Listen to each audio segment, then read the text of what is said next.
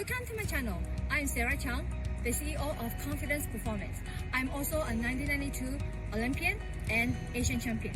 So today we're going to talk about stances, different kind of stance. First of all is fighting stance. This is fighting stance, right? If people attack you, what do? You have to move.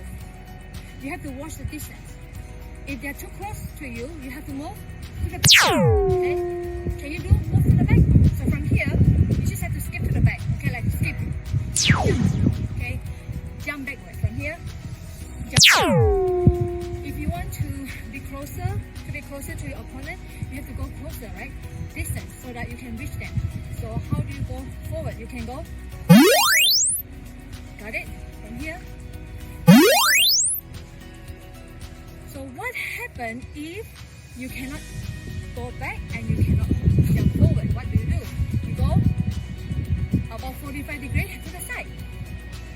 You move your back leg, you move to the side. Okay? Or you go switching to the side. You go switching to the side, about 45 angle. From here, instead of to the side here, straight line, you go sideways to the side. Got it? Good job. Now, what happens if they are too close to you? If they are too close to you, you may not able to kick them, right? For example, your opponent is here. Can you kick them?